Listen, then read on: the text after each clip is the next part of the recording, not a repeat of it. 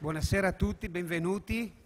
Anzitutto presenti i nostri relatori. Ho qui alla mia destra uno dei protagonisti del mondo della comunicazione della nostra regione, il direttore del Mattino di Padova, Antonio Ramenghi. Buonasera. Buonasera. Portavoce DCL e autore della Vita di Don Giussani, Alberto Savorana.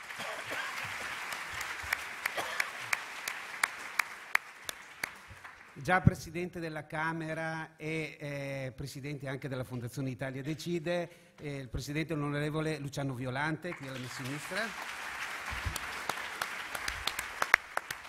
E poi abbiamo uno dei sacerdoti sicuramente più apprezzati, anche più stimati della nostra diocesi, già vicario generale della diocesi, Monsignor Danilo Serena.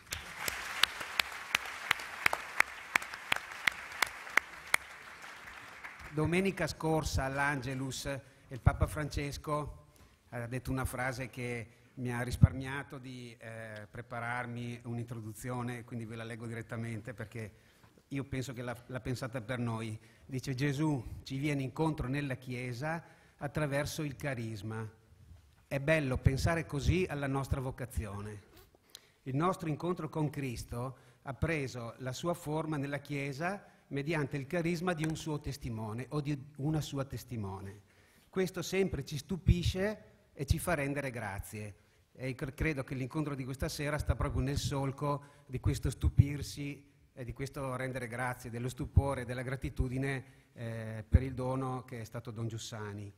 E così come siamo stupiti e grati di tanti amici che questa sera sono qui con noi e di tante autorità, che mi scuso perché è proprio impossibile citarle tutte, però vedo illustri rappresentanti del mondo politico, sociale, ecclesiale, dell'università, credo che ci sia anche il prorettore vicario, imprenditori, rappresentanti delle associazioni di categoria, esponenti anche del mondo bancario, rappresentanti delle forze armate qui in prima fila, e tutti veramente ringrazio di cuore per questa partecipazione, che un po' già ci dice dell'affetto, dell'importanza che anche Padova ha per Don Giussani. E cominciamo l'incontro di questa sera con il due saluti autorevoli. Il primo, quello del sindaco reggente della nostra città, Ivo Rossi, che chiamo qui al palco e invito ad accogliere con un applauso.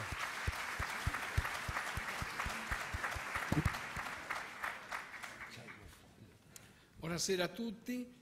Desidero ringraziare innanzitutto l'amico Graziano De Bellini non solo per aver organizzato questo appuntamento straordinario, lo dice la partecipazione di tutti voi così numerosa, addirittura non è bastata questa sala, ma addirittura ce ne sono altri due, ma anche per aver invitato a discutere della vita di Don Giussani questi illustri ospiti. Il mio è solo un indirizzo di saluto, per questa ragione mi soffermo soltanto su alcune rapidissime riflessioni che rimandano al senso della nostra vita, del suo essere all'interno di una dimensione comunitaria. Noi non siamo solo ciò che facciamo o abbiamo fatto, non siamo solo ciò che abbiamo scritto o detto, siamo qualcosa di più, siamo la testimonianza che abbiamo saputo trasmettere, l'esempio o il modello che altri assumono come riferimento. In questo senso, il libro di Alberto Savorana ha un merito raro in libri come questo. Restituisce in ogni pagina una dimensione, una umanità e un'autentica, senza tentazioni geografiche, autenticità, ma con un gusto filologico nei documenti e nelle testimonianze che ne fa una cronaca, come direbbe Don Giussani, di una storia che accade davanti agli occhi del lettore. Una storia, quella di Don Giussani, che prima di leggere questo libro, vi confesso, non conoscevo nella sua dimensione privata e di comunità dei primi anni. Un libro che dovrebbero leggere tutti quelli che del movimento scaturito dall'opera di Don Giussani parlano, spesso, come troppo spesso accade, soltanto per sentito dire, e lo vediamo spesso anche nella nostra città. Si ricrederebbero su molti pregiudizi, frutto come troppo spesso accade dell'ignoranza, della mancata conoscenza della genesi e dei frutti delle intuizioni di Don Giussani, persona che non ha avuto modo di conoscere, ma che attraverso questo libro in molti avranno modo di apprezzare. Ho invece avuto modo di conoscere ed apprezzare negli anni l'opera di alcuni dei ragazzi di Don Giussani. Questo luogo è certamente il frutto del lavoro di una comunità che è stata alimentata e guidata ancora oggi e per molti anni da Graziano De Bellini.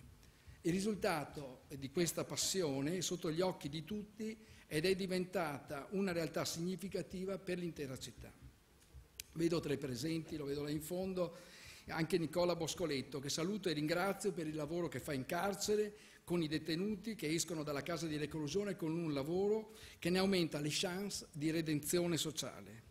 Anch'io ho provato stupore, non so se è lo stesso stupore di cui parla Don Giussani, quando ho visto i carcerati all'opera.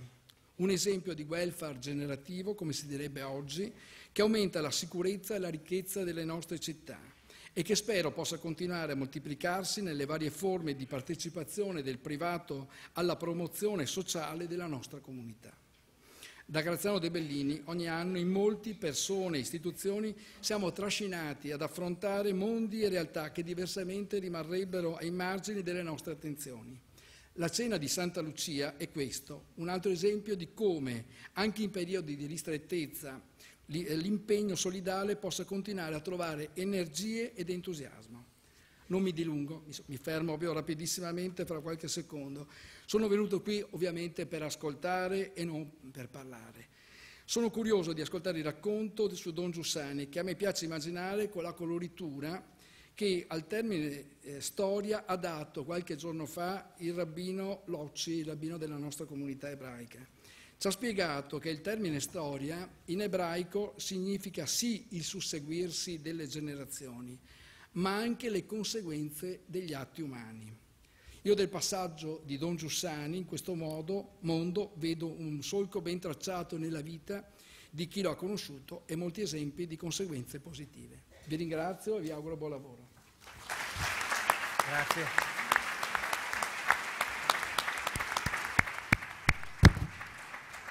Grazie signor Sindaco anche per questo cenno alla continuità di Don Giussani che trovo veramente bello e opportuno. Invito invece Padre Enzo Poiana, che in rappresentanza insomma, di una realtà importante per Padova come i Frati del Santo, la Basilica del Santo, nella quale forse si sono visti gli episodi di maggior influenza di Don Giussani rispetto alla nostra città. Ecco, le due meditazioni, tre anzi meditazioni abbiamo scoperto stasera che tenne negli anni 90 se non sbaglio. Sì.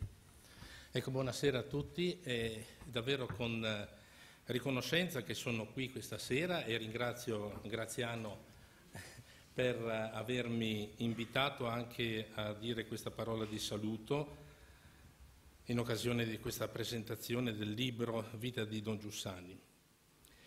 E c'è un'amicizia ecco, che mi lega al movimento, un'amicizia che nasce da una convinzione, che è dal confronto con carismi e con spiritualità diverse che si consolida anche il carisma personale ecco, di una persona. Allora io non ho mai avuto paura nella mia vita di incontrare chi vive spiritualità o carismi diversi dalla scelta che ho fatto io. E per questo sono grato al movimento di Comunione e Liberazione che io ho avuto la possibilità di conoscere ancora ai tempi della scuola superiore, quando a Gorizia vedevo sti giovani, io seminarista, noi seminaristi che andavamo alla scuola pubblica, vedevamo sti giovani che erano molto più impegnati di noi con il testimoniare Gesù Cristo dentro la scuola. E voglio dire grazie davvero al Signore per aver suscitato nella Chiesa un uomo carismatico come Don Giussani, un uomo e un prete, ecco che mi piace dire prima di parlare alla testa, ecco parla al cuore, ecco muove il cuore perché si muova anche la testa perché non si irrigidisca. Un uomo, un prete ecco, appunto che ha testimoniato la bellezza, ecco questo mi pare importante dire, la bellezza di essere cristiani contro quell'opinione che è diffusa anche oggi purtroppo, che il cristianesimo sia qualcosa di faticoso o di opprimente da vivere. Io non ho avuto modo di conoscere personalmente, non ero a Padova quando Don Giussani venne nella Basilica del Santo e tenne 2 memorabili interventi. Sono andato a rintracciare nelle cronache del convento, 2 li ho trovati, il terzo andrò a vedere se c'è, che forse mi è sfuggito. Ecco, 2 interventi che stupirono, anche il cronista lo scrive, sia perché tenuti davanti ad un'assemblea che aveva riempito la Basilica come la si vede nei giorni della festa del Santo, ma soprattutto per i contenuti. La prima che io ho trovato è dell'11 febbraio del 94 sul tema come si diventa cristiani. La seconda, il 24 febbraio invece del 1995, dal titolo Ecumenismo, 800 anni di miracoli, per l'8° centenario della nascita di Sant'Antonio. Ciò che mi affascina di lui è stata la capacità di riproporre in modo stupefacente l'avvenimento cristiano, da cui scaturiscono quei valori che danno senso, danno orientamento alla vita umana.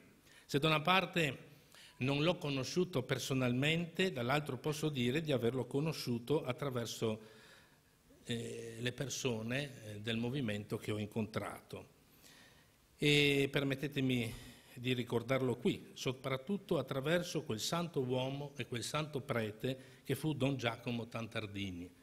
Non posso dimenticare quei momenti appassionati in cui l'avvenimento cristiano veniva riproposto con semplicità e calore umano nelle meditazioni pasquali e natalizie in Basilica, fino quasi al momento in cui non ce la faceva più.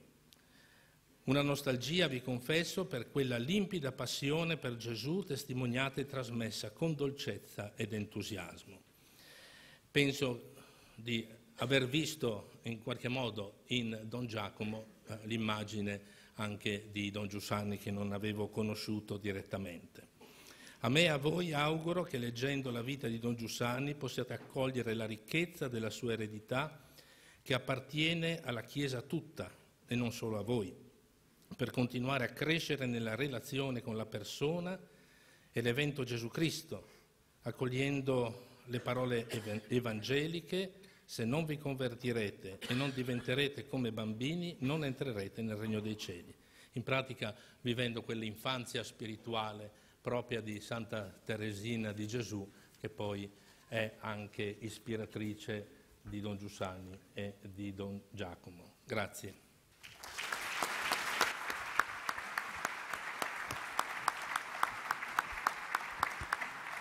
Grazie Padre Enzo, di questo ricordo anche storico e anche di avere citato la persona di Don Giacomo Tantardini, che anche a me personalmente e a tanti di noi è veramente molto cara, insomma, che anche lui qui a Padova ha lasciato un segno, sicuramente al santo, lei ha ricordato le meditazioni e poi in università con i cicli di lezioni di convegni su Sant'Agostino.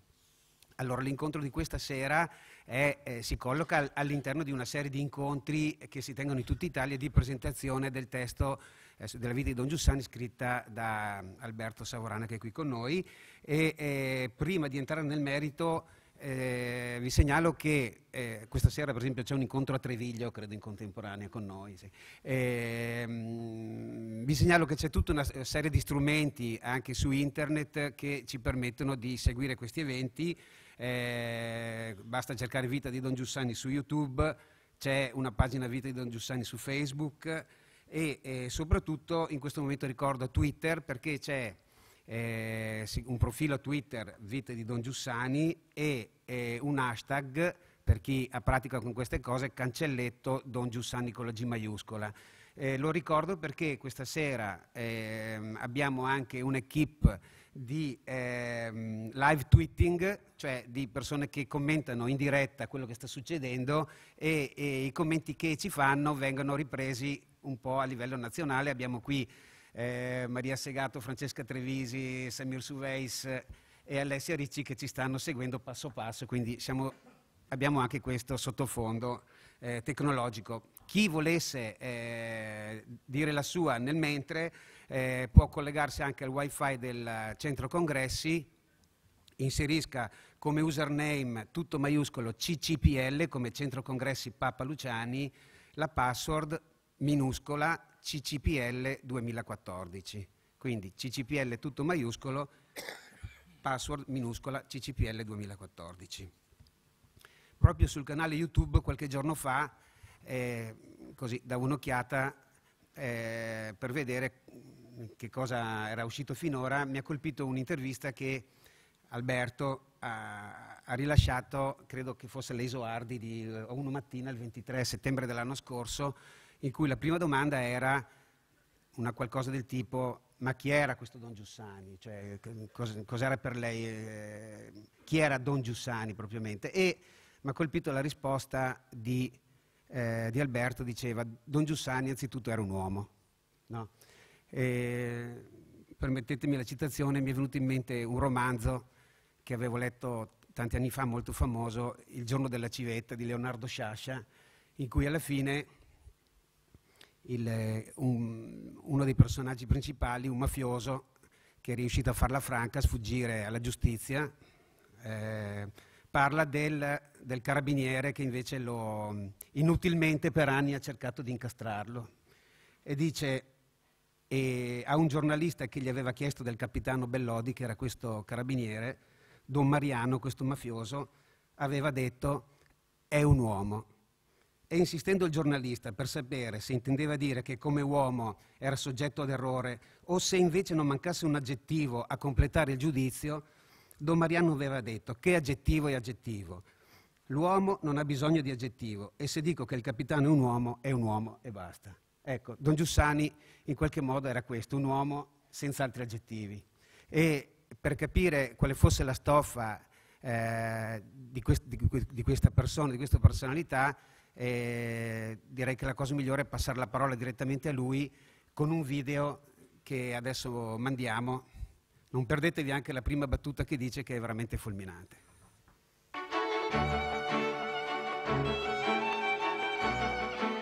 Perché l'aspettavano così?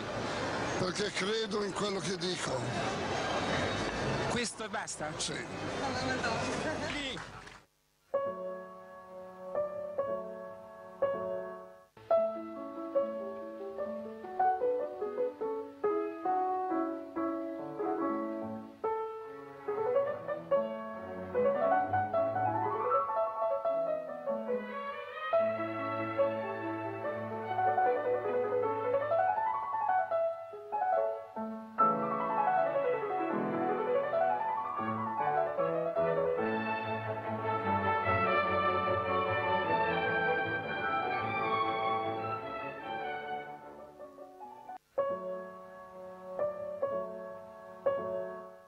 Quindi la croce è il principio della nostra liberazione.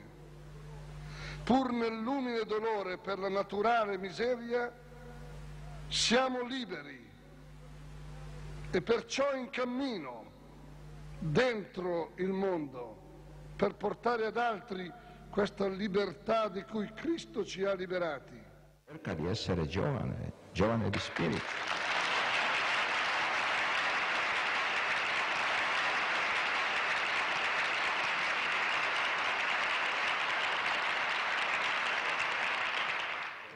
Anzi, Santità, mi perdoni, siccome uno di noi ha fatto un canto a Rimini sul Parsifal, siccome dura un minuto si potrebbe cantare. Grazie, Santità. L'esistenza si esprime come ultimo ideale nella mendicanza. Il vero protagonista della storia è il mendicante, cioè Cristo, mendicante del cuore dell'uomo, e il cuore dell'uomo mendicante di Cristo.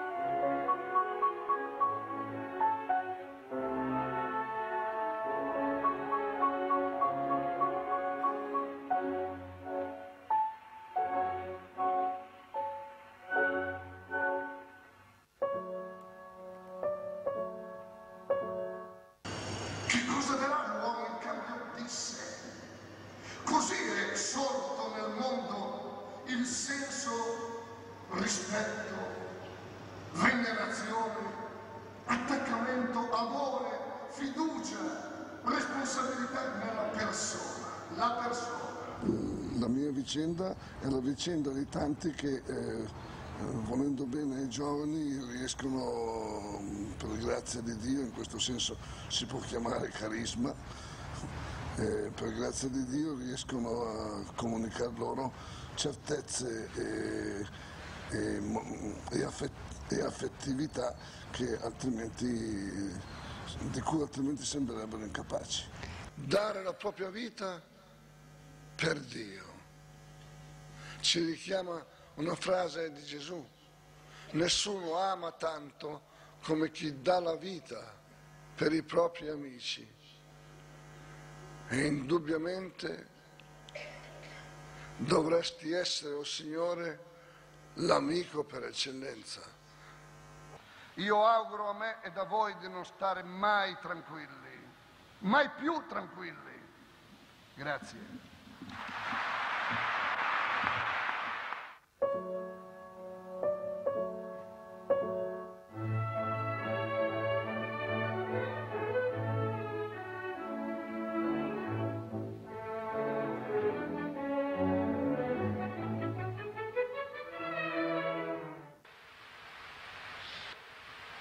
Ringraziamoci vicendevolmente della carità accogliente con cui oggi abbiamo pregato e camminato e vissuto insieme, e tale carità diventi l'ideale di ogni giornata.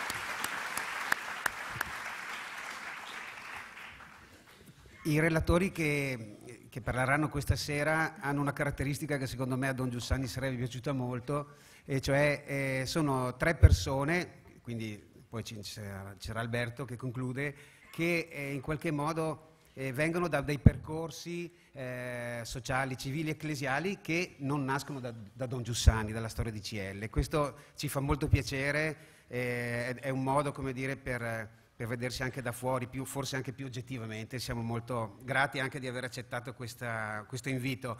Oltretutto, ecco, il Presidente Violante e Savorana sono già alla 3ª presentazione oggi, perché alle 4:30 oggi pomeriggio il libro è stato presentato in carcere, nel carcere penale di Padova, al 2 Palazzi, davanti circa un centinaio di detenuti, lavoratori all'interno del carcere. E poi abbiamo fatto una presentazione veramente singolare, che però secondo me a Don Giussani sarebbe piaciuta moltissimo, perché è stata la presentazione pensata per una persona sola, cioè un nostro amico Graziano, gravemente ammalato, che però sta leggendo il libro in questi giorni, e allora il Presidente Violante e Alberto si sono messi a disposizione per presentarlo a casa sua. Penso che, ripeto, Don Giussani sarebbe stato molto contento di una cosa del genere. Quindi passiamo la parola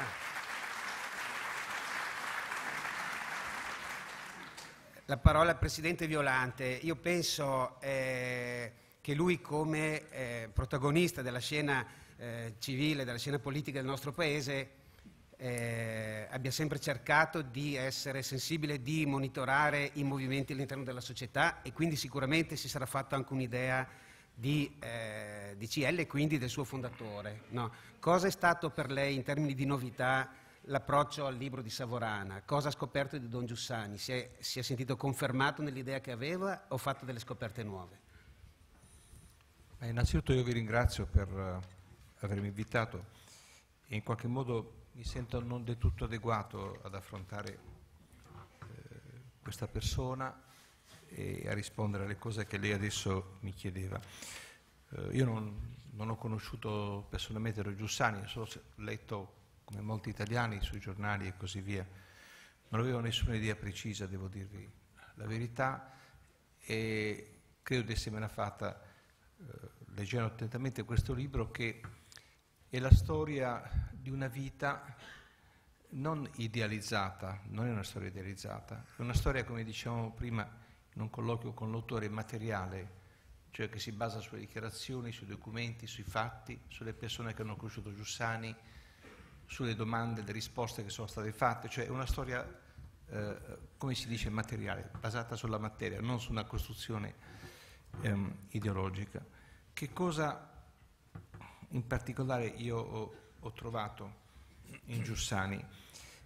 Due cose in particolare. Una è il realismo. Il secondo dato è la militanza. Realismo e militanza.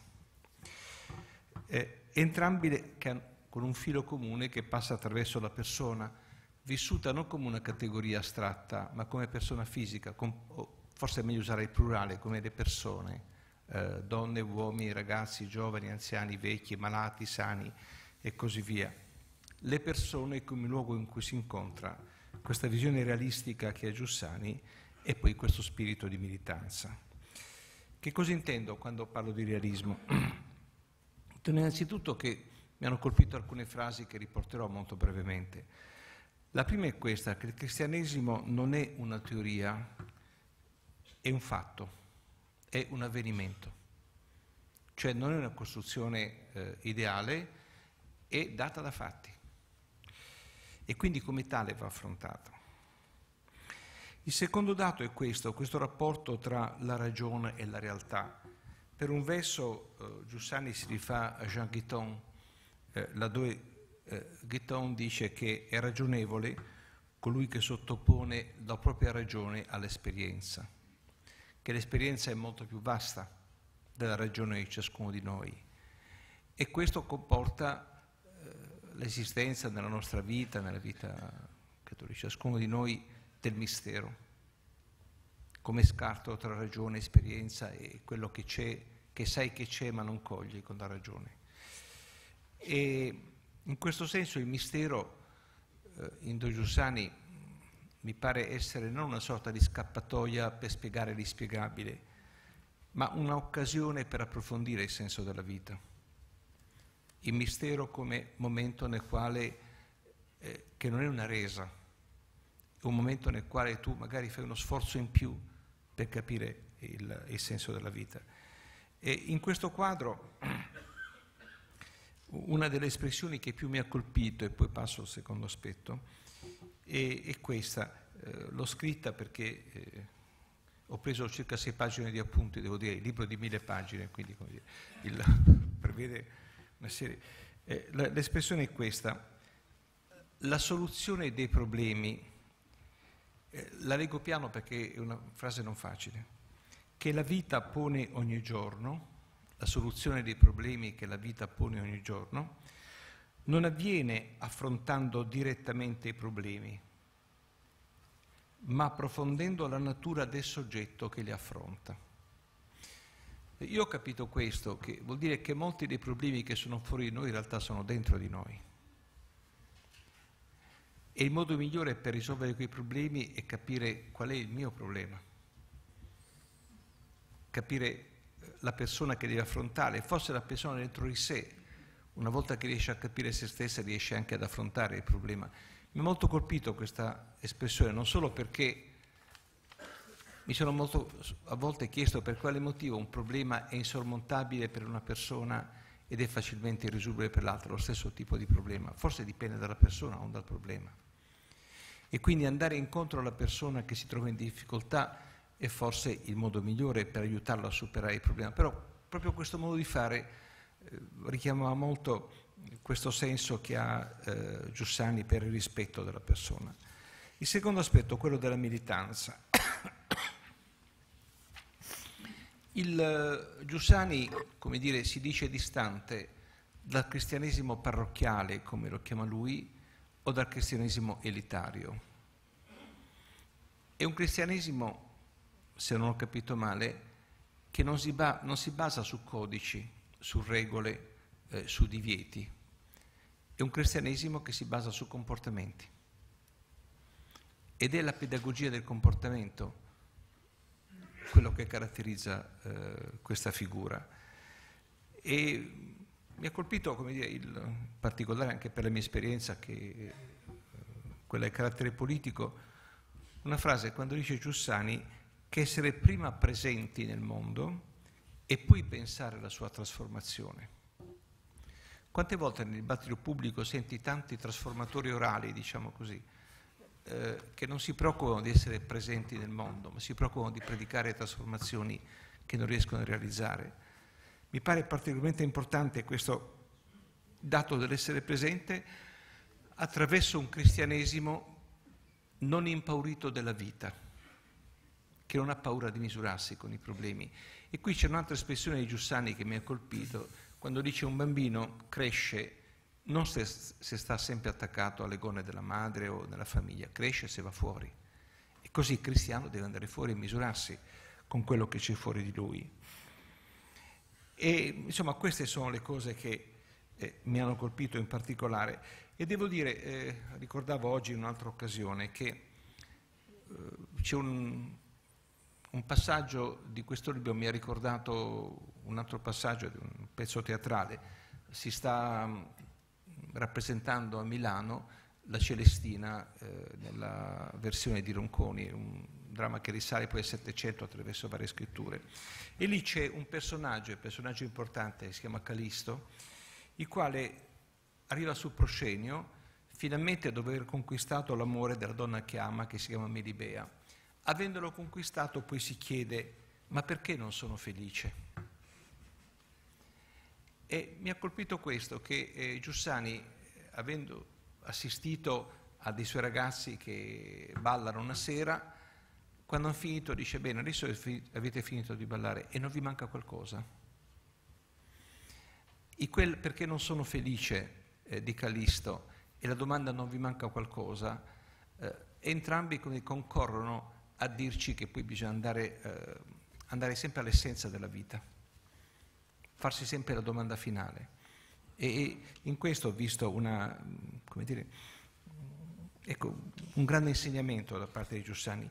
E da questo punto di vista io personalmente, per ragioni di famiglia e miei personali, sono stato molto legato all'Antico Testamento e mi aveva sempre un po', e non avevo capito tanto bene il Nuovo, devo dire la verità, i Vangeli. E questo Dio normativo dell'Antico Testamento, dei peccati, dei divieti, degli elenchi, delle cose da fare, delle cose da non fare, questo Dio terribile, militare, certo da ragazzo mi ha affascinato e però insomma sentivo un po' estraneo, ma non ero riuscito a capire il senso del Cristo del Vangelo. Questo libro mi ha aiutato a capirlo perché mi è sembrata qui emergere la possibilità di una fede che nasce dai comportamenti, non dai messaggi, non dalle regole, non dalle imposizioni, non dai limiti, ma dai comportamenti. E attraverso un cristianesimo fatto di pedagogia permanente, se è possibile usare questa espressione, e che mi ha colpito in modo particolare. C'è un passaggio in cui c'è una ragazza che dice a Giussani: ma questa è una grande fioritura, ma avrà radici? Pensavo, quando sono entrato in questa sala, ho visto le altre sale che sono collegate, tanti di voi che sono qui, che seguono questa conversazione di stasera, Ecco, mi è sembrato di capire che le radici ci sono e sono molto profonde.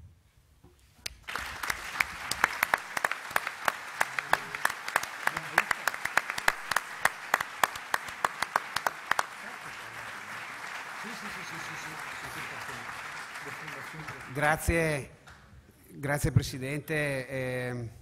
Devo dire che io lo sento oggi per la terza volta e scopro sempre cose nuove nel modo con cui lui penetra dei punti veramente nodali del pensiero di Don Giussani.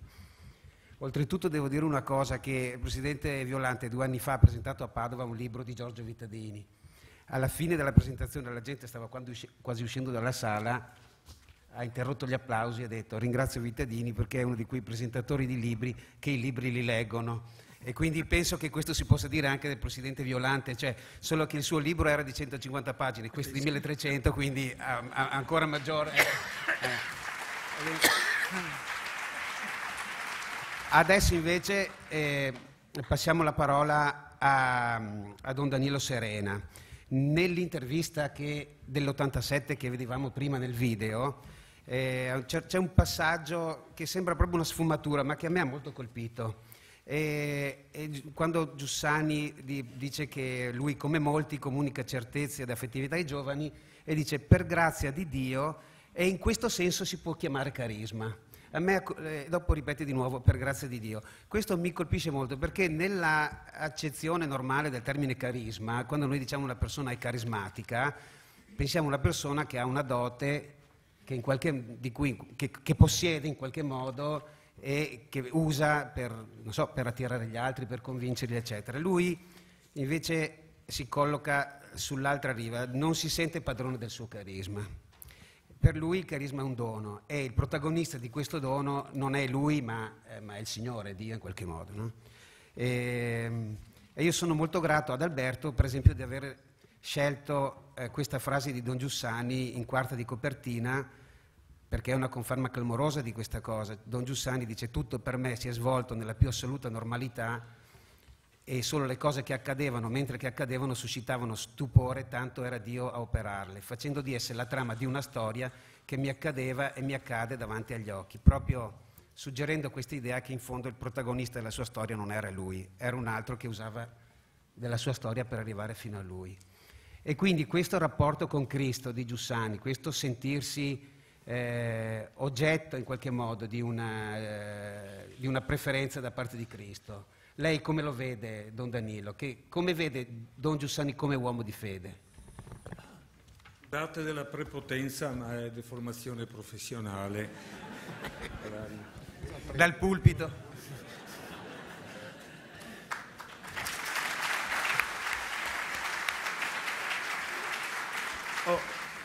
Solpiveggio qua dentro,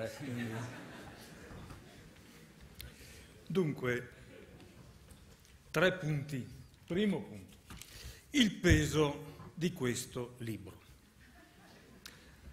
di questo volume. Guardate che non mi hanno promesso la percentuale, sia chiaro. Secondo, il peso di Don Giussani alla luce di Paolo VI. Terzo, il peso di Don Giussani nell'ambito formativo, il primato della persona. Sono contento di vedere l'onorevole Violante, che è stato a Este, penso nei tempi della burrasca dell'Utita, e ha parlato nell'oratorio di San Valentino. E se andate, tanto per fare un numero, via 28 aprile 4, c'è Cappellari Carlo, sua moglie, ha un volume, Luciano Violante Coelet. E comincio. Il peso di questo volume, una occasione straordinaria per raccordarsi con la nostra storia, la storia del secolo scorso. C'eravamo dentro, io da intontito se volete, lui da persona carismatica, ma c'eravamo la storia civile, ecclesiale, politica del secolo scorso.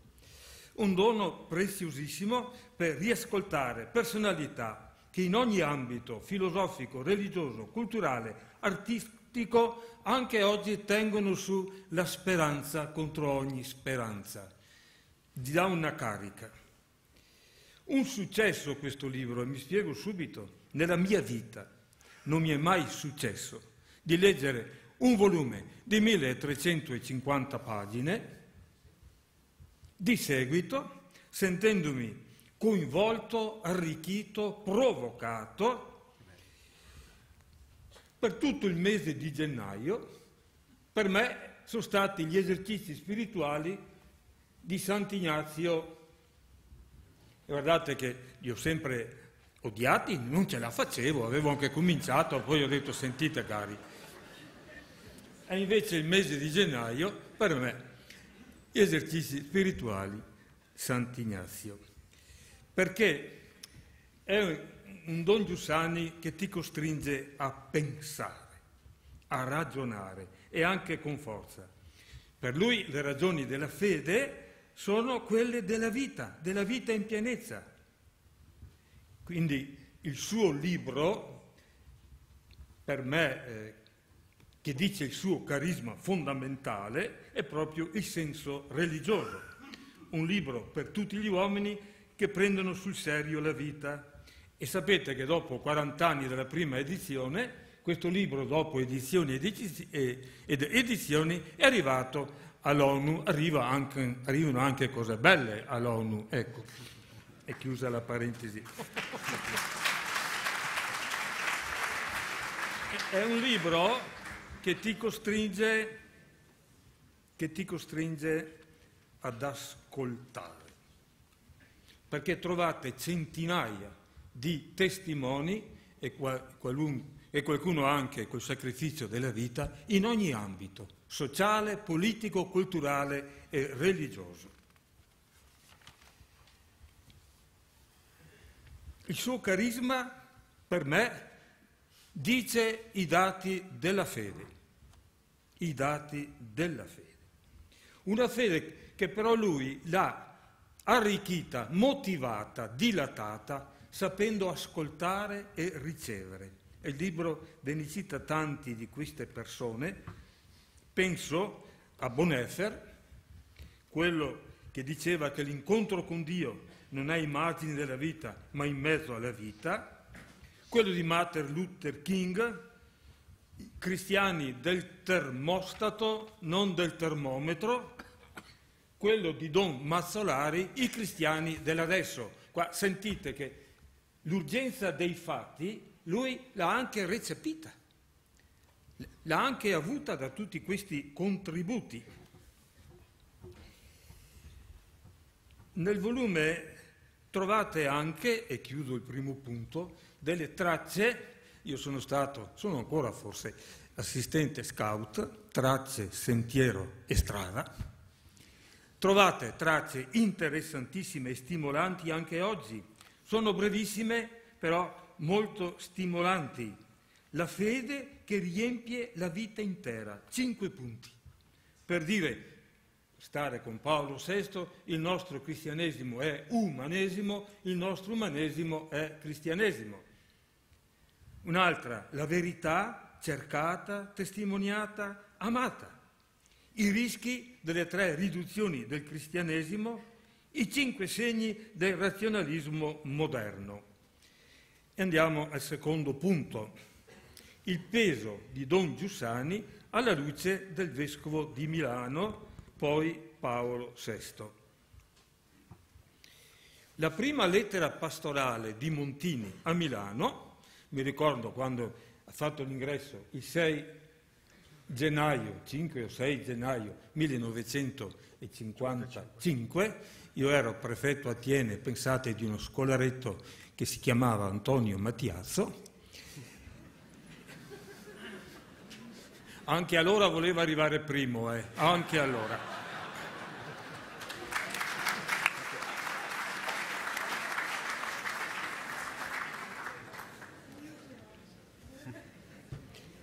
La prima lettera che ha scritto per i milanesi, e si rifà a Sant'Ambrogio, è Omnia nobis Christus. Cristo è tutto per noi, tutto. E Giussani commenta, tutto. C'entri tu, diceva ai suoi ragazzi con lui, ma tutto tu, e sai che Cristo è tutto per gli altri. Quella volta che il paladino, quelli di CL, che qualche volta facevano i moschettieri, ecco, sono entrati e hanno detto chiaro e tondo che loro non appartengono a nessun partito e che loro non sono per il fermo di polizia. C'è stato un subisso di applausi che non vi dico, e Giussani voleva sparire. Mi sono vergognato. O la vostra presenza parla della presenza di un altro, se no non siete al vostro posto, non siete al vostro posto.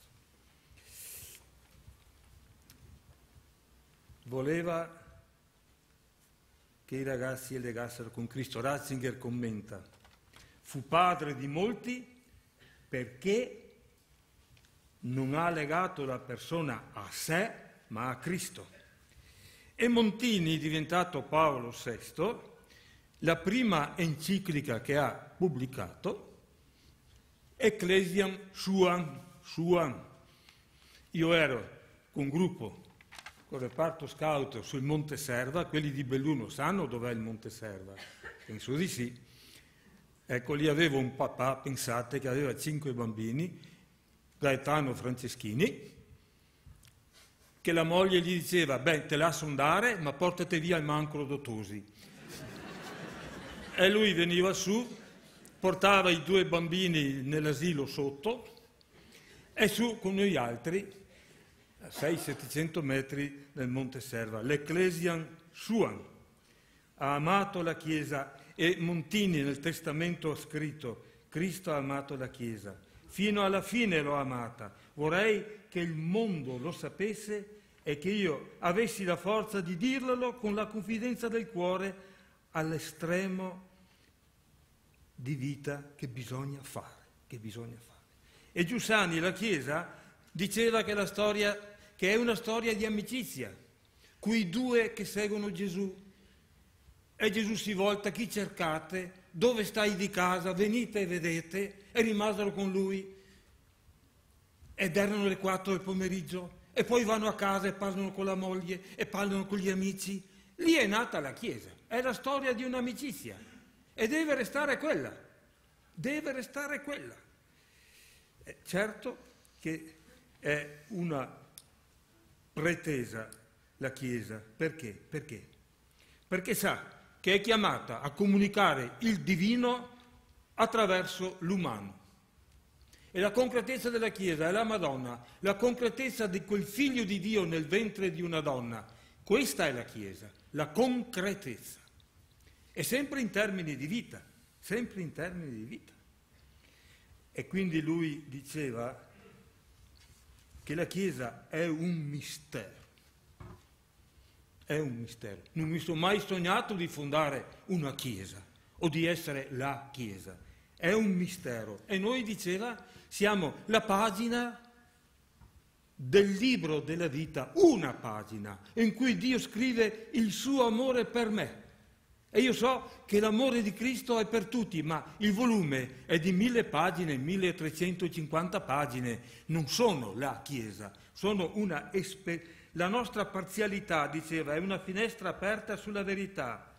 E commenta Ratzinger, la verità, che è sinfonia, che non vuol dire armonia sdolcinata, priva di forza. La grande musica è sempre drammatica, crea contenuti e tensioni e le risolve a un livello più alto, a un livello superiore. Il Duomo di Milano, voi sapete, c'è la Madonna in alto, la luce entra, ma entra tra le finestre attraverso figure carnali, uomini e donne, profeti dell'Antico e del Nuovo Testamento. È la Chiesa che arriva a noi attraverso figure concrete, persone vive. Questa è la Chiesa. Grandi peccatori, grandi cattedrali. Penso alla cattedrale di Sartre. E allora lui diceva che le 2 facce della fede della Chiesa, dice affidamento a Cristo, dice conversione a Cristo. noi siamo fedeli infedeli, come diceva sempre Paolo VI. Fedeli infedeli, è il nostro Papa, c'è tanta sporcizia nella Chiesa. E Giussani diceva che il primo ostacolo per la diffusione del cristianesimo viene da dentro di noi, e lo diceva ai suoi ragazzi. Il peso di Don Giussani nell'ambito educativo, diciamo il primato della persona. E questo me l'aiuta a capire Don Giacomo Tantardini.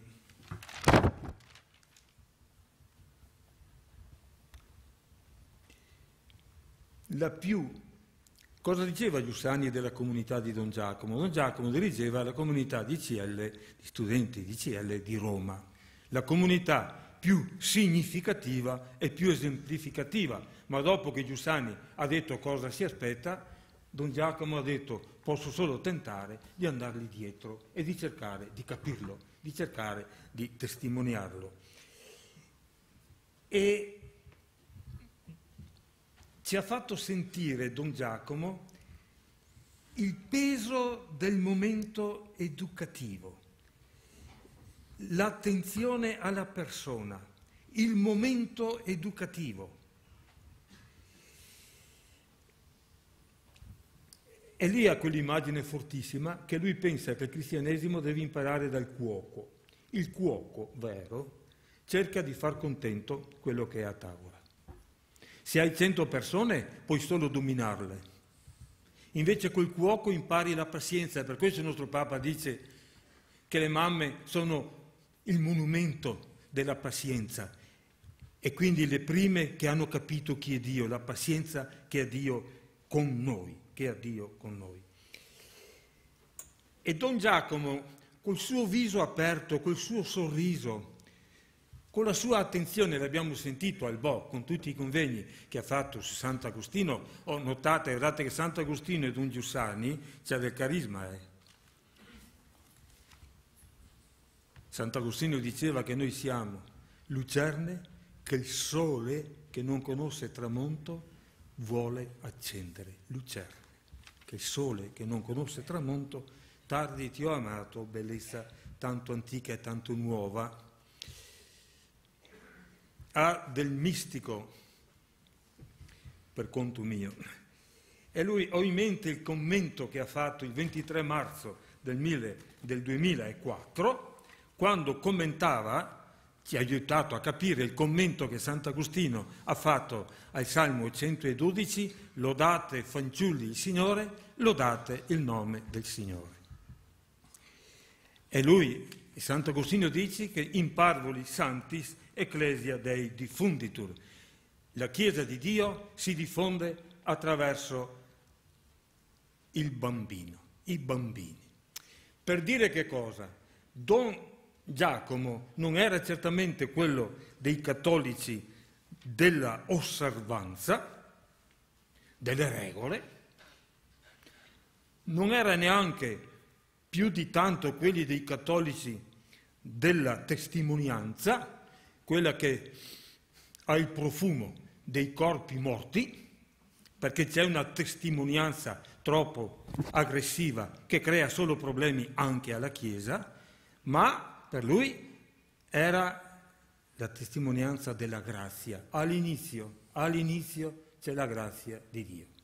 E spiegava il cristianesimo i 3 miracoli: che il Figlio di Dio sia morto e risorto e salito al cielo con la nostra umanità; secondo, che i 12 gli abbiano creduto; terzo, che abbiano diffuso il Vangelo in tutto il mondo, non combattendo, ma solo testimoniando. Arrivavano a Roma, cosa è venuto a fare? Ho incontrato Gesù Cristo.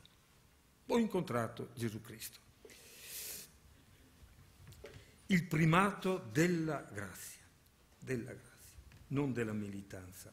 Il primato della persona. E qua, Don Giussani, c'è un psichiatra famoso, Eugenio Borgo, che è affascinato da questo prete e va a parlargli.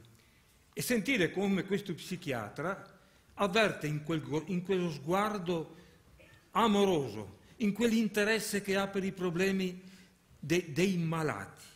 In quel sorriso, in quell'ascoltare, ne andava fuori conquistato. E il padre Giuseppe Berton, un saveriano, che viene a casa e vuol parlare e trova Don Giussani seduto davanti alla casa nella panca che lo aspetta, e lui comincia un po' a dire della missione e quell'altro a interrogare con una curiosità propria del bambino, che alla fine il padre saveriano si è sentito fregato, poi non ha avuto più tempo di fare lui le domande a Don Giussani. Questa capacità di attenzione alla persona, al momento educativo. E Don Giussani parlava spesso dei gesti in funzione della totalità della persona. Bisogna cercare ogni verità particolare, sentirla come riflesso della verità prima, diceva lui. E allora c'è quella donna che va a confessarsi e ha detto: adesso mi lasci bestemmiare. Beh, dice lui, potrebbe anche guardare il crocifisso. E che la tace, a un certo punto dice: mi dia la soluzione. Ha guardato il crocifisso.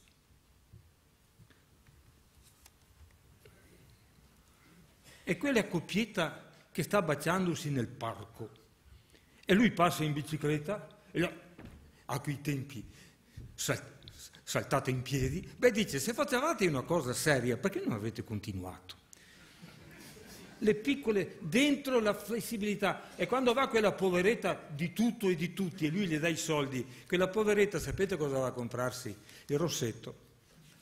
E allora ha ricevuto un sacco di critiche. E lui dice, è il momento, vedete, il momento in cui quella donna sentiva il bisogno di essere più curata e più bella.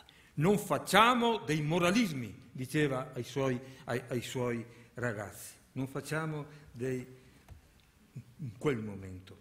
La carne di Cristo ha attraversato tutto il ventaglio dell'esistenza umana, ha reso ogni vissuto, dal sorriso al pianto, e qua gli accidenti diventano incidenti, ha fatto di questi luoghi il luogo dell'incontro con Dio. E chiudo con una riflessione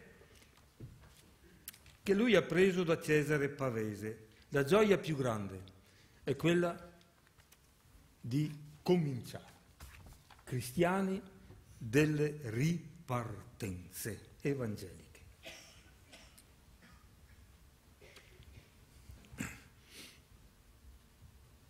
E qua sentite Marrono, la Chiesa del 2000 o sarà dei mistici o non sarà.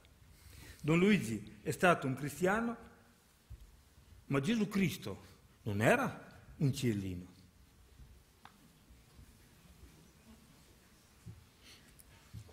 Tanto meno si sentiva il primo dei cristiani.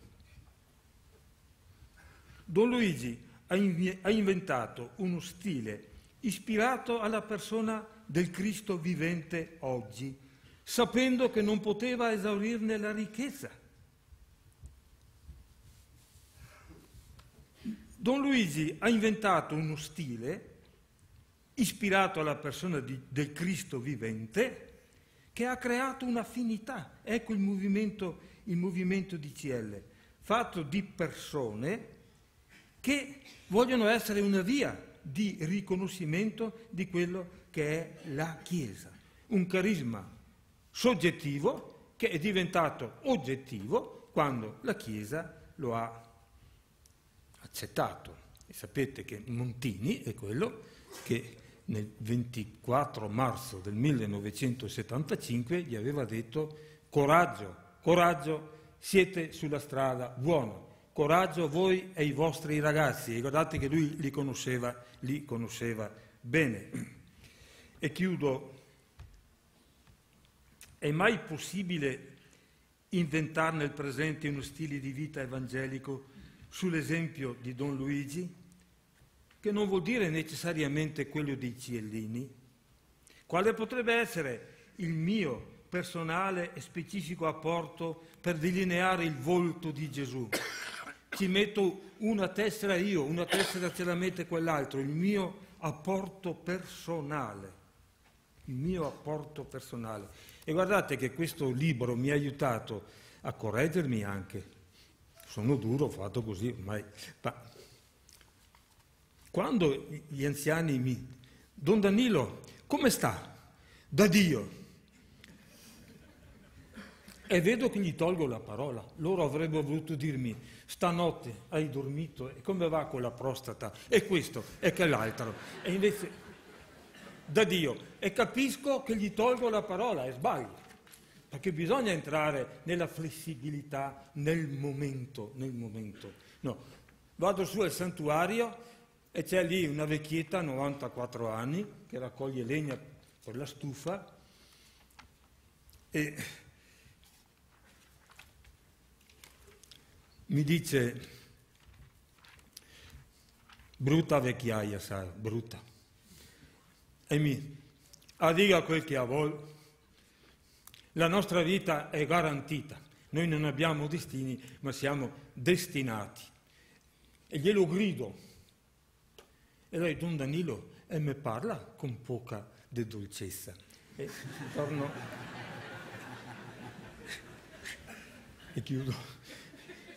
Per i Cielini l'11 luglio, sapete che è una data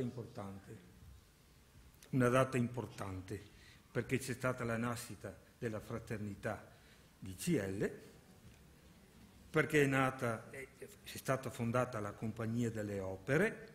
Per loro l'11 luglio è la festa di San Benedetto, ora et labora. E anch'io, chissà perché, l'11 luglio, quando ero a Este, andavo sempre a Praglia, nella chiesa di San Benedetto. Ma volevi farti frate? No, i primi 2 anni che ero a Este volevo farmi benedettino, ma era una tentazione del demonio, per fortuna.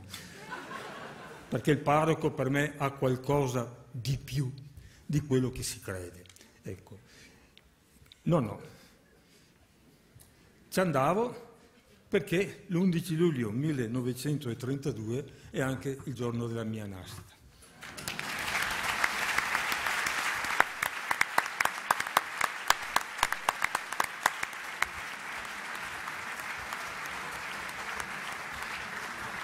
Grazie Don Danilo per questa comunicazione così ricca, per usare una parola che piaceva molto a Don Giacomo, di scintille, ecco, particolarmente belle, luminose e anche profonde, anche nel modo così diretto con cui lei le ha comunicate.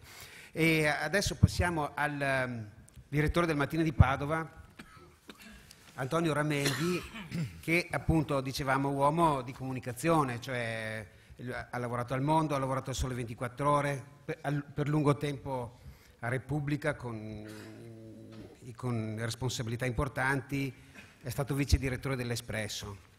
E a lui volevo fare una domanda proprio su Giussani come comunicatore, in questo senso qui. Giussani, qui abbiamo il suo addetto stampa, mi può smentire in presa diretta, non amava in modo particolare, cioè non era certamente uno che cercava l'esposizione sui mass media, insomma. Ha fatto delle interviste, non numerosissime tutto sommato, e certo non le ha cercate, ecco, non credo che si possa dire una cosa del genere, però era sicuramente un grande comunicatore. E ci rifacciamo alla prima battuta del video di prima, perché l'aspettavano così, perché credo in quello che dico, questo e basta, sì. Cioè era uno che stava molto sull'essenziale, sul pezzo, però comunicava in una maniera straordinaria. Lei, leggendo il libro, che impressione ha avuto? Cosa comunicava Don Giussani? Come comunicava? Beh, intanto sono un po' in imbarazzo, ovviamente, dopo i 2 interventi che mi hanno preceduto, non ho cose così importanti. Importanti. Però ecco, volevo riprendere una cosa di Monsignore sul peso del libro. Fisico. Molti di voi forse l'hanno già letto, ma io ho provato a leggerlo in poltrona e dopo un po' le braccia, sarà perché a letto è impossibile, per cui mentre lo leggevo è arrivata la battuta di Papa Bergoglio che dice benedetto internet, ho detto la prossima volta lo leggo sul tablet. E l'altra cosa che volevo dire al collega, a parte i complimenti, perché poi dirò che cosa è per me questo libro, è che abbiamo il vizio di mettere le note in fondo, per cui devi leggere con 2 dita perché poi devi tornare indietro, mentre invece gli anglosassoni le mettono a fondo pagina che viene più comodo. È un altro vantaggio del tablet anche questo. Esatto. No, adesso a parte gli scherzi, io ho trovato questo libro straordinario, veramente straordinario, perché c'è dentro, e leggendolo tu fai dei percorsi diversi, cioè percorri la storia di questo paese, anche la storia politica di questo paese, ripercorri la storia della Chiesa di questi anni, della vita di Don Giussani, e nello stesso tempo, come dire, c'è anche il momento di meditazione e, se vogliamo, di preghiera, perché il libro è denso anche di passi, di preghiere, di pensiero alto, e quindi non è solo la storia di Don Giussani, ma è soprattutto quello che pensava. Per cui quando il documentario cominciava, credo in quel che dico, io ho pensato a quanti preti ho conosciuto che credevano in quel che dicevano. Ne ho conosciuti tanti, ma anche tanti che sembrava che non credessero a quello che dicevano. Io sono cresciuto in un altro ambiente, la mia storia è proprio all'interno della Chiesa e del cristianesimo. Io sono di scuola bolognese, dossettiana, e quindi la parte interessante di questo libro è stata la prima parte, perché non essendo a Milano, non conoscendo, conoscevo la forza di Venegono in quegli anni come scuola di preti formidabile, da dove sono usciti un sacco di personaggi della Chiesa italiana. Venegono è stata una scuola importante, non a caso poi Don Giussani insegna a Venegono. Ma mi interessava molto questa parte che io ho impegnato da altre parti, la nascita del movimento, che poi scopro che mano a mano a Don Giussani succedono cose che non voleva mica fare davvero, no? Lo stesso movimento, non è che lui l'avesse, almeno questo ho capito, che non è che l'avesse in mente e dice adesso mi metto lì, faccio CL. Così come altre cose, insomma. Però nella mia esperienza CL era quella che è stata per molto tempo la versione, e ancora oggi dura, la versione, diciamo così, dei media laici riferiti a CL. Io credo ad aver partecipato a un paio di raggi a suo tempo, perché qualche annetto ce l'ho anch'io, e quindi, però insomma la mia formazione cristiana è diciamo di ambiente diverso, per cui anche negli anni dello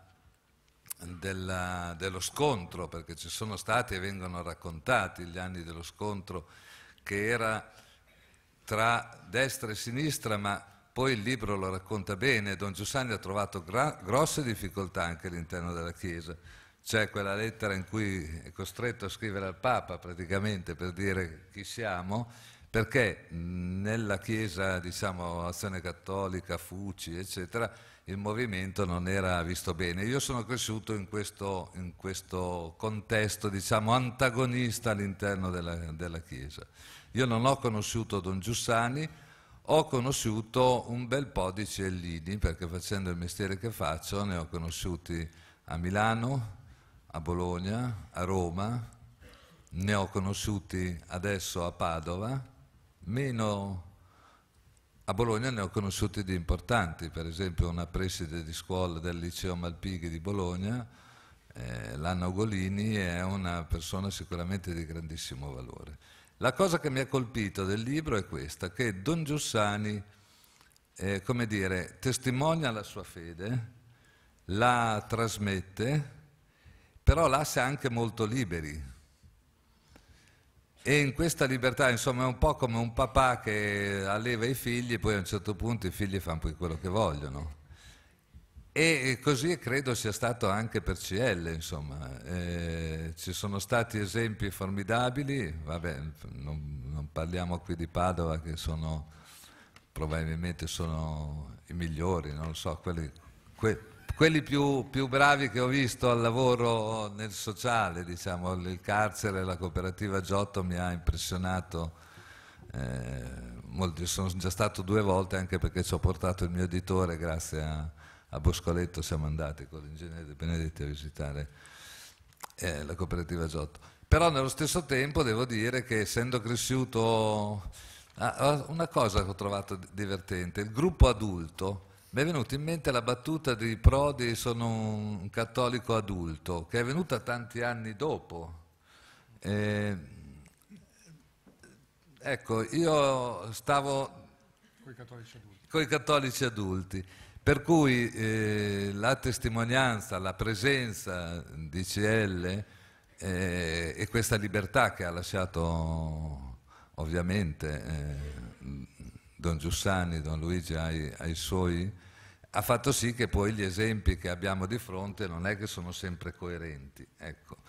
E diciamo che spesso nella comunicazione, ecco qui che torno alla tua domanda, nella comunicazione, come sempre, le cattive notizie fanno premio sulle buone notizie, per cui molto spesso il volto che appare è quello di cattiva notizia, e purtroppo ce ne sono state di recenti abbastanza, insomma, notevoli, e invece non emerge fin troppo bene quello che invece è l'aspetto positivo.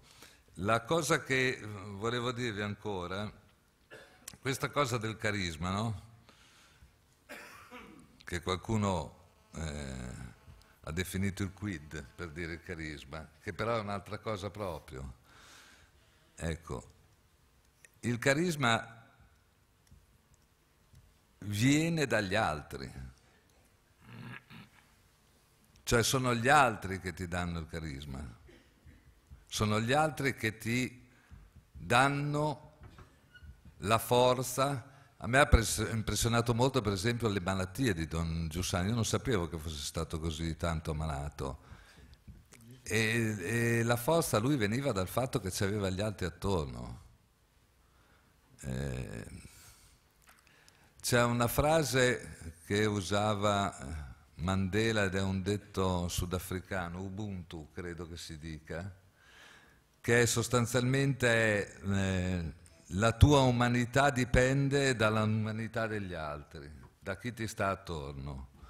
E questa è una cosa che secondo me Don Giussani aveva, cioè aveva questa forza di trarre da chi gli stava vicino, il discorso dell'amicizia che faceva prima Monsignore, ecco, e non è una cosa che si impara si cresce assieme agli altri. Ecco, io questo ho trovato nel libro, questa crescita che è stata sicuramente di Don Giussani, perché poi lui fa delle esperienze anche all'estero, anche in Brasile, negli Stati Uniti, eccetera. Ecco, questo è il percorso che mi ha impressionato e che non conoscevo molto.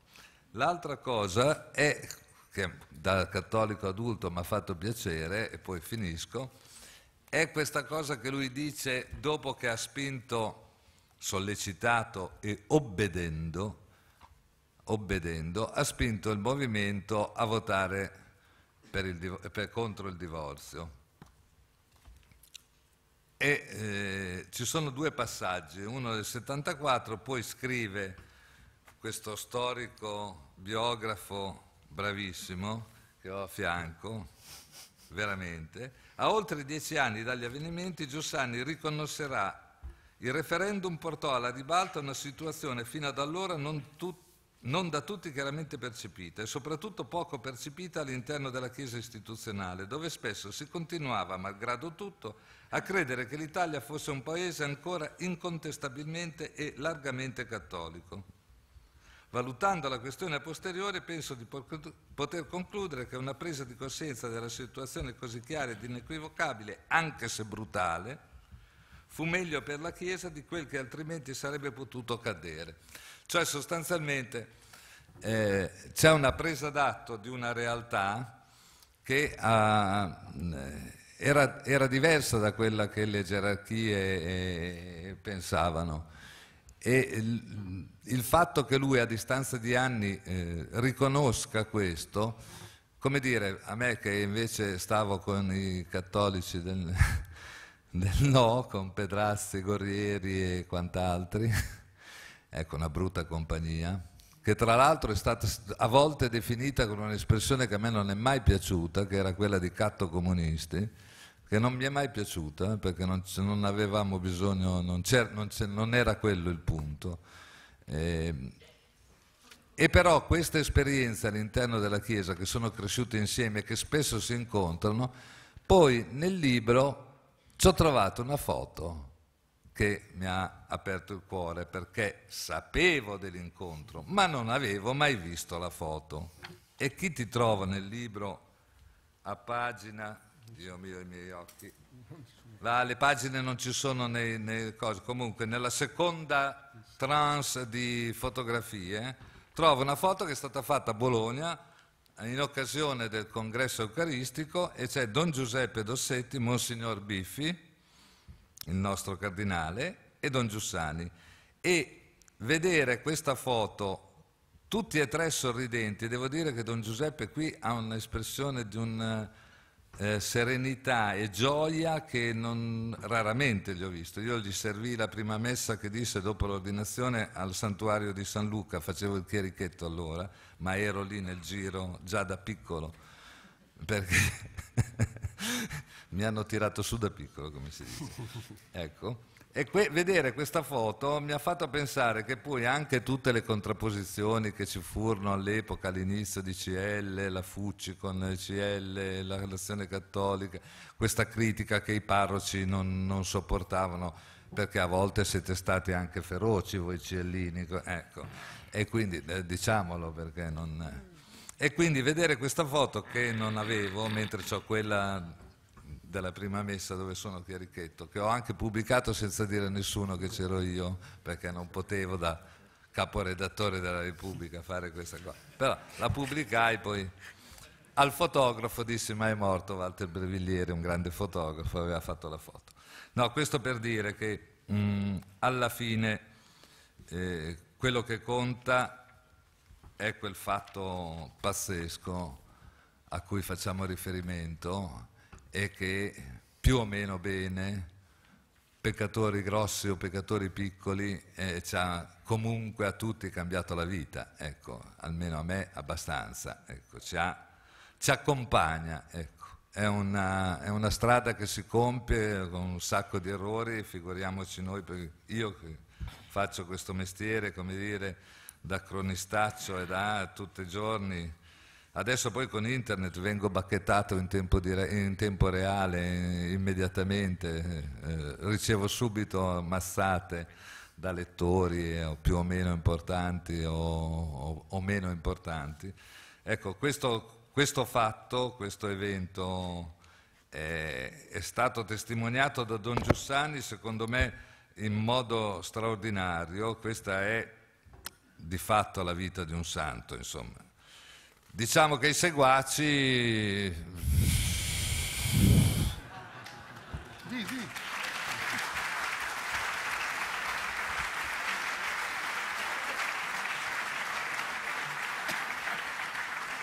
No, dico, no, come sempre, come ovunque, adesso dice giustamente Alberto, no, dico che non sempre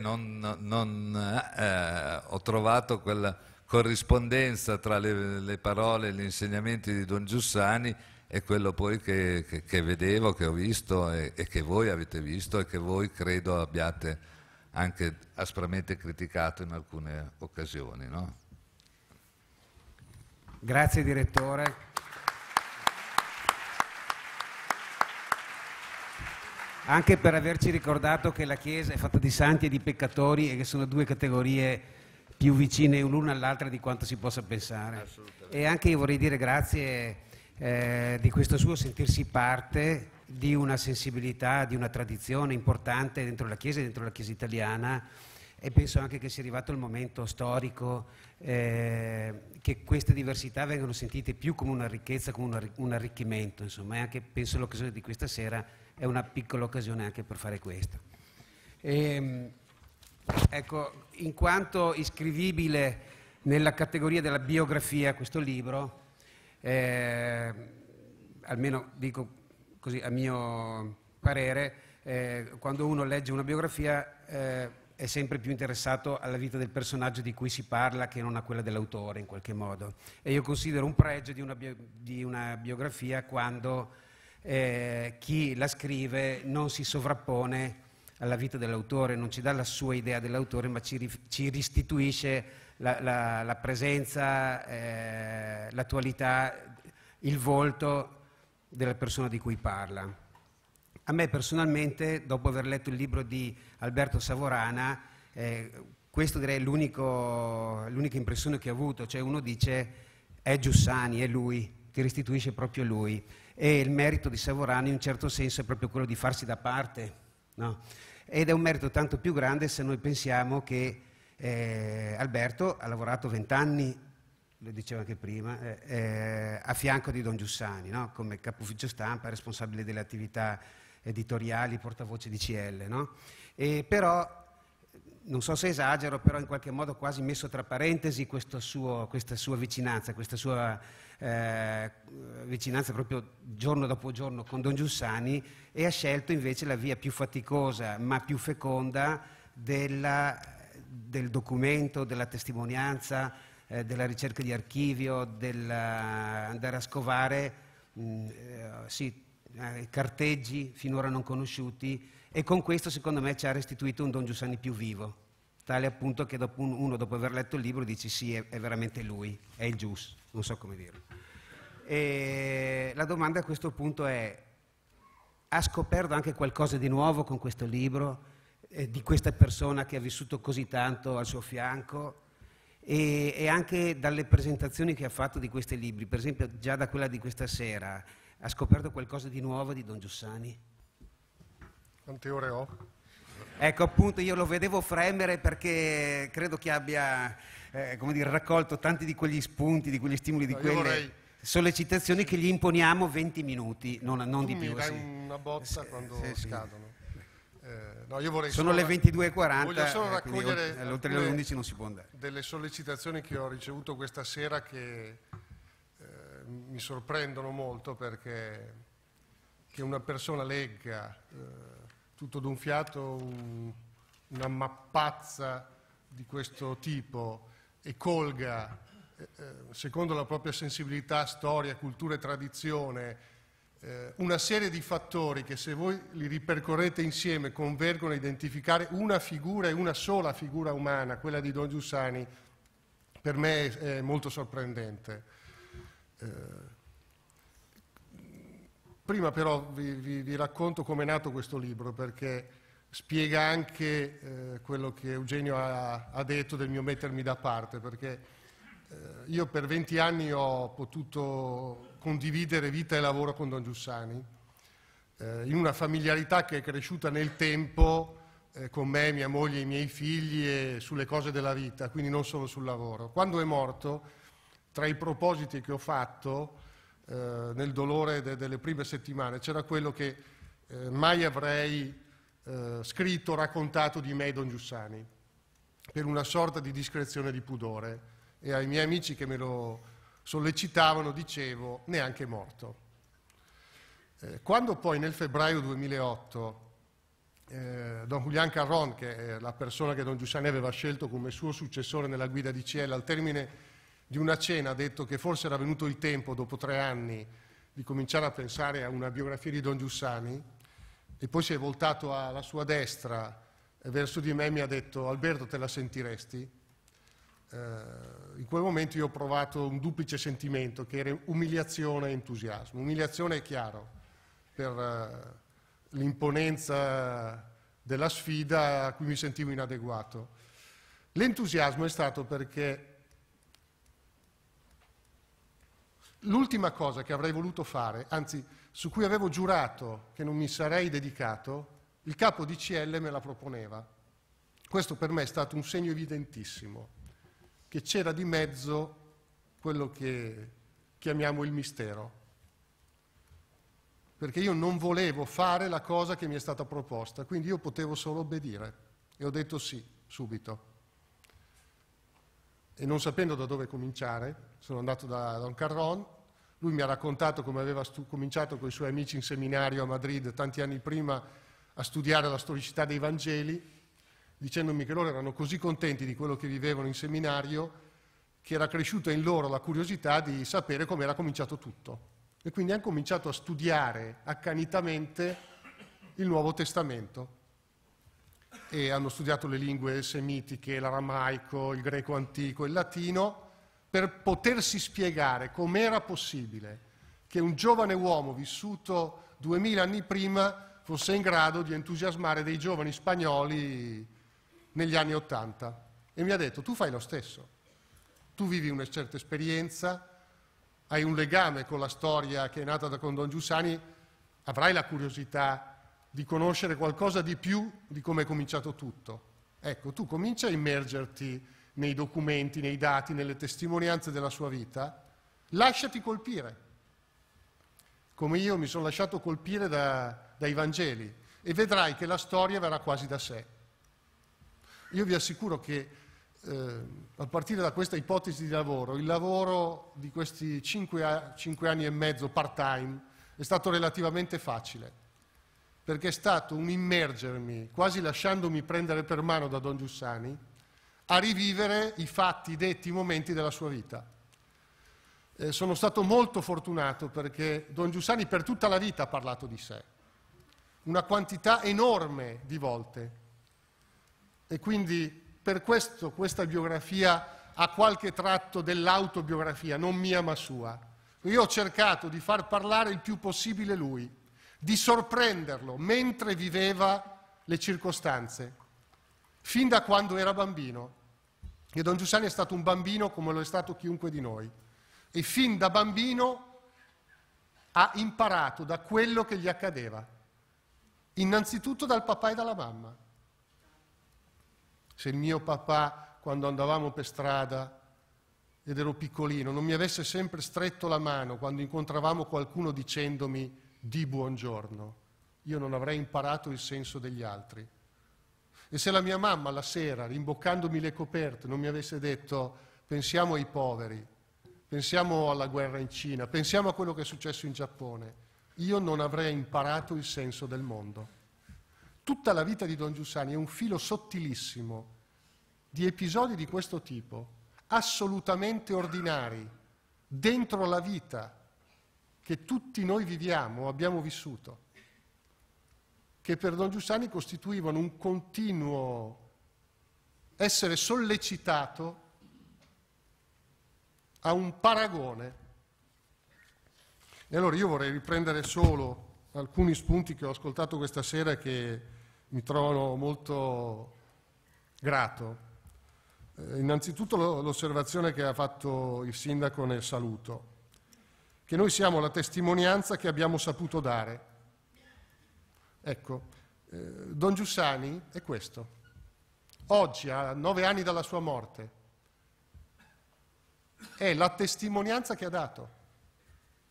Cioè, è la consegna di una vita a delle vite.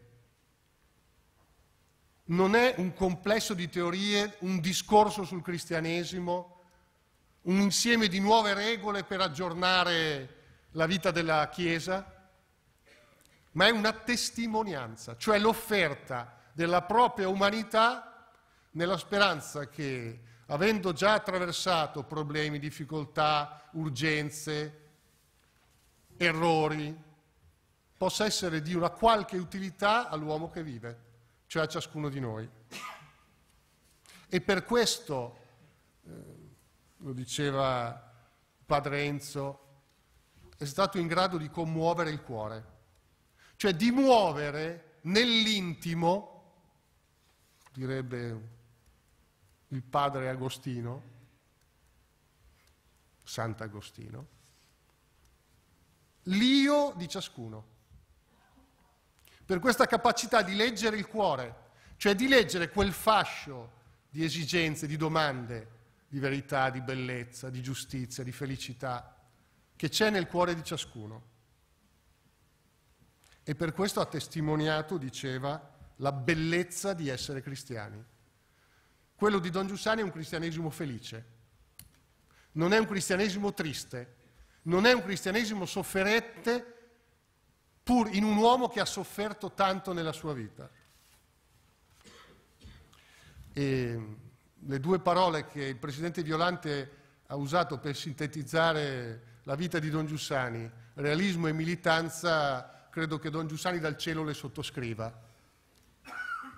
Quanto al realismo, perché Don Giussani ha sempre sostenuto di aver imparato tutto dalla realtà e diceva che la frase di Jean Guitton citata era il suo programma: ragionevole designa colui che sottomette la propria ragione all'esperienza.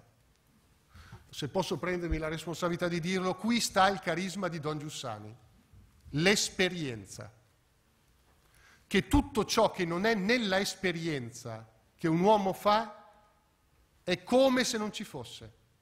Sono parole, pur belle, sono principi, pur belli, ma è qualcosa che non è in grado di muovere nell'intimo. Don Giussani a questo ha sottomesso tutto e su questo ha sfidato chiunque incontrasse, fin dai primi giovani a scuola. Non sono qui perché riteniate come vere le cose che vi dico, ma per insegnarvi un metodo per verificare voi se quello che vi dico è vero. Il metodo è l'esperienza, cioè il paragone continuo di ciò che è proposto, di ciò che si incontra con ciò che il cuore di ciascuno desidera. E anche sul tema della militanza, Don Giussani l'avrebbe tradotto col termine testimonianza. E la testimonianza non è innanzitutto, appunto, un codice di comportamento etico, un insieme di regole, ma è un comportamento come diversità umana. È una diversità nel vivere le cose di tutti, il mangiare, il bere, il gioire, il soffrire, il vivere, il morire. Questo è quello che può attrarre ancora oggi. Perché Papa Francesco suscita un entusiasmo, una curiosità, un interesse così travolgente? Perché documenta ogni volta che apre bocca, ogni volta che accarezza una persona, che bacia un bambino, una diversità umana che fa dire, come faceva dire Gesù 2000 anni fa, ma chi è costui? Ma chi è questo? Che sa raggiungere il cuore delle persone con un gesto, con un saluto, con una parola.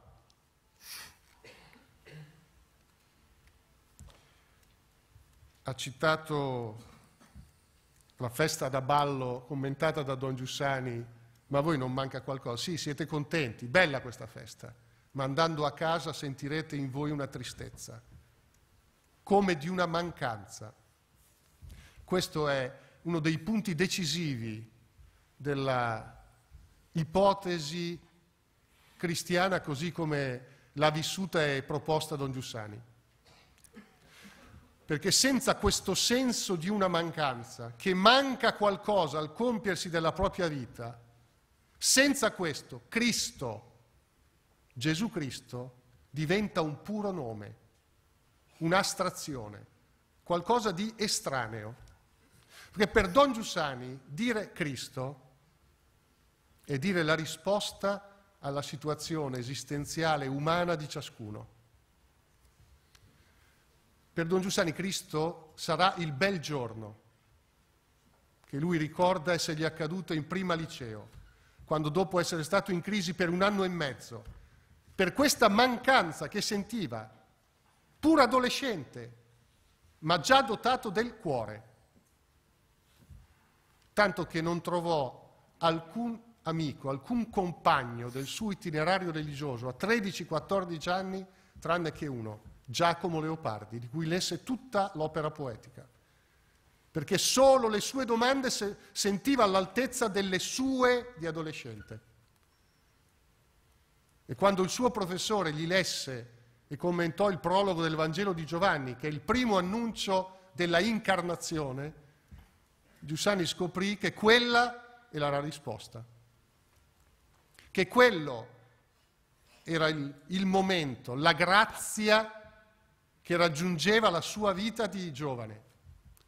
E dirà: da allora l'istante non fu più banalità per me, l'istante, ogni circostanza, ogni incontro, perché ogni istante si caricava di un peso infinito.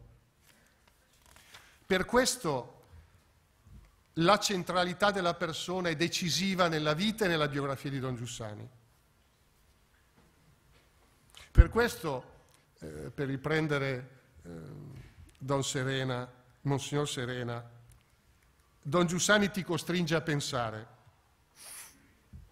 perché è una vita che interroga una vita e che ha a cuore, che è preoccupata della vita dell'altro, di quello che lui chiamava il fratello uomo,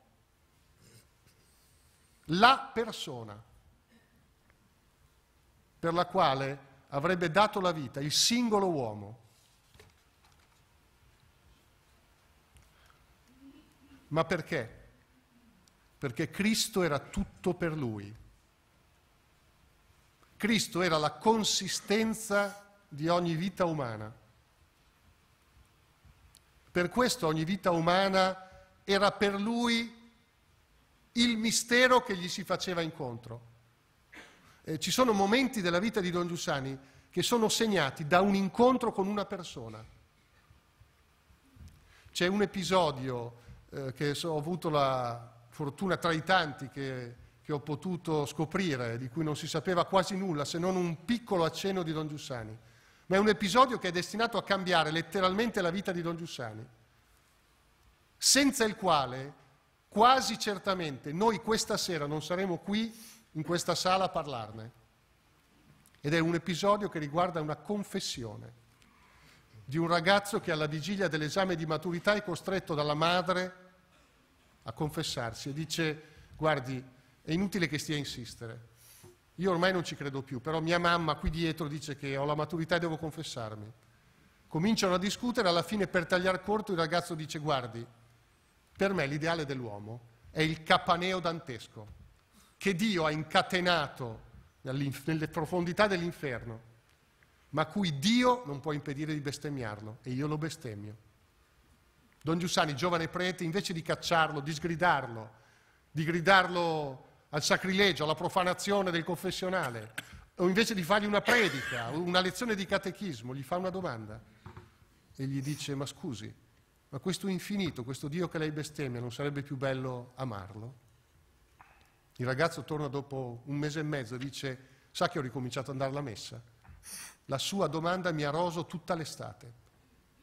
E in quel momento Don Giussani ha la precisa intuizione. E qui nasce la sua passione educativa, che quel giovane bestemmiava perché non conosceva quello di cui parlava. E comincia a pensare che forse al paradiso della teologia bisogna preferire il purgatorio della vita tra i giovani. E comincia a coinvolgersi coi giovani, all'interno di quello che c'è, l'Azione Cattolica di Milano. E di lì a 3 anni andrà a insegnare. E dice: appena entrai, erano divisi, erano tutti estranei tra loro, eppure io li amavo. Ecco che torna l'amore alla persona.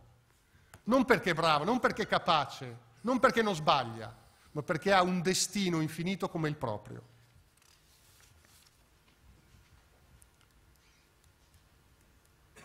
Per questo il primato della persona in Don Giussani è una scelta di campo.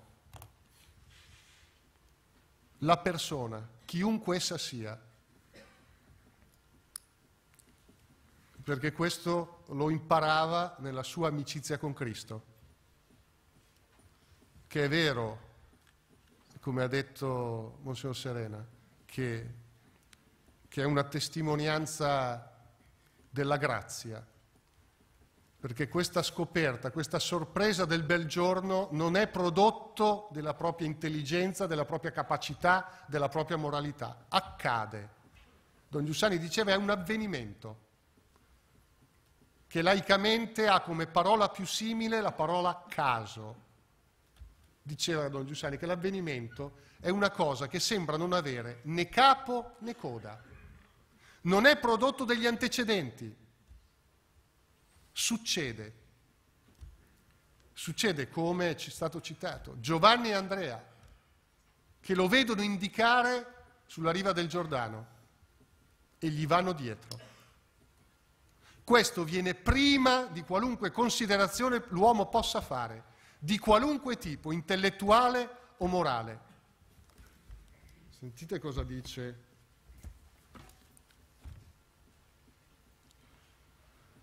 la Maddalena. Spaccò il vaso d'alabastro, sciupò il profumo, lo donò. Ogni dono è perdita. Amare veramente appare come uno sciupare se stessi, energie, tempo, calcolo, tornaconto, gusti. Gli altri, al gesto della Maddalena, scrollarono il capo, pazza, senza criterio, senza interesse. Ma in quella sala, ai piedi di Gesù, solo lei viveva, perché solo amare è vivere. Quella donna, una prostituta, una donna di malaffare, raggiunta da quella presenza, fu diversa. E solo lei, dice Don Giussani, in quella sala viveva, non i sapienti e gli intelligenti, ma chi aveva colto in quella presenza una grazia che muoveva nell'intimo. E infatti dirà che la Maddalena, la moralità della Maddalena, da quel giorno non fu il non andare più a uomini, ma l'essere inginocchiata ai piedi di Gesù. Perché il non andare più a uomini dipendeva dal mistero di Dio e dalla disponibilità del suo cuore. La gioia più grande è cominciare, sempre, citando Pavese.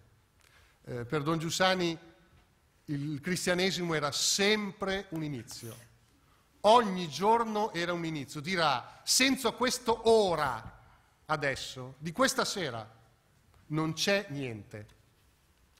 E su questo Don Giussani è stato il più accanito avversario dei ciellini.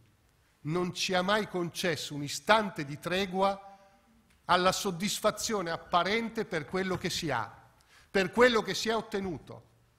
Il problema è che, essendo come tutti di dura cervice, per tante volte non abbiamo capito e abbiamo scambiato questo inizio continuo con una serie di conseguenze che all'inizio portano risultati, ma poi nel tempo rischiano di fare perdere tutto.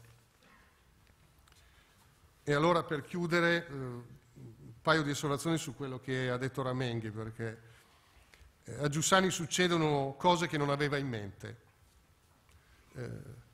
Tutta la vita gli sono successe.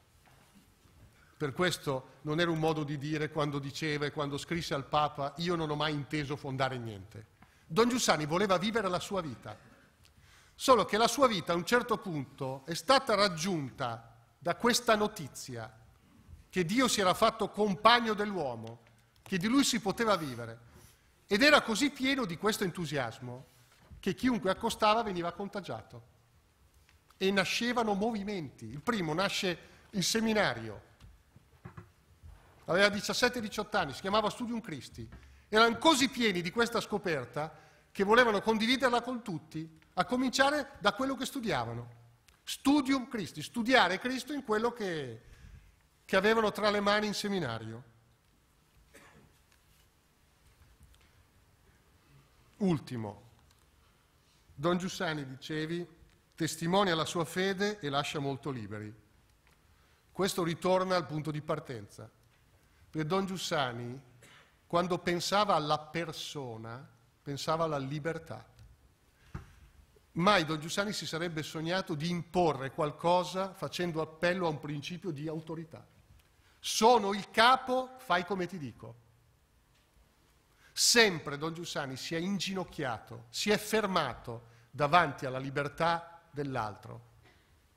Per questo ha corso una quantità enorme di rischi con noi, perché la libertà è sospesa su qualcosa di misterioso, perché è una coscienza di ragioni ed è un'energia di adesione, non è un automatismo. Diceva Don Giussani con un'espressione quasi paradossale che Dio ha stimato più la nostra libertà della nostra salvezza, perché una libertà, una salvezza senza l'adesione libera, cioè il sì di un uomo, sarebbe una salvezza meccanica, ma ci ha fatti liberi. Per questo tutta la sua vita è un continuo dire sì alle circostanze, cioè un obbedire a quelle modalità storiche attraverso cui gli era permesso di camminare verso il suo destino, verso la fine della sua esistenza. E per me poter ripercorrere la sua vita in questi 5 anni e mezzo è stata la sorpresa continua di vedere un uomo che nessuna circostanza poteva fermare dal dire sì, dall'accettare quello che gli accadeva. Che giornataccia, esclamerà nel giugno del 2004, quando il Parkinson ormai l'aveva ridotto quasi paralizzato, dopo una notte, un giorno di spasmi e contrazioni. Ma un istante dopo si ferma e dice: ma sì, io questa giornata la vivo come occasione che il mistero permette. Nella mia vita io sono certo che camminerò più velocemente verso quel destino per cui sono fatto che neanche se si avverassero tutti i miei progetti. E 10 secondi dopo aver detto che giornataccia dice: per questo questa giornata è bella, perché è vera. Don Giussani non si è risparmiato le fatiche e le difficoltà, ma anche le fatiche e le difficoltà le ha brandite, le ha afferrate come occasione per fare una strada da uomo, e ci ha offerto la sua vita, così che qualcuno, provando a ripercorrerla, possa assaporare qualcosa della bellezza dell'esperienza cristiana che lui ha vissuto. Grazie.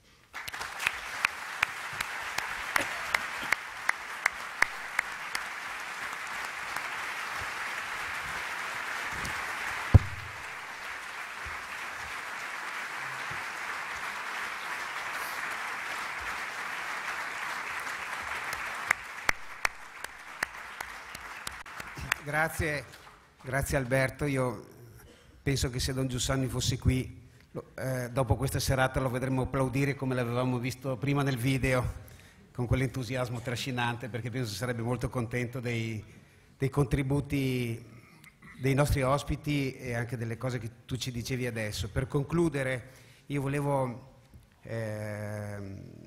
solamente ricordare un appuntamento e le parole che lo accompagnano. L'appuntamento è quello di sabato 22 febbraio, perché nella Basilica del Santo alle 6 il nostro caro padre Enzo Poiana, come rettore della Basilica, celebrerà una Santa Messa proprio nel 9° anniversario, che è proprio quel giorno, della morte di Don Giussani, e nel 32° anniversario del riconoscimento pontificio della Fraternità di Comunione e Liberazione.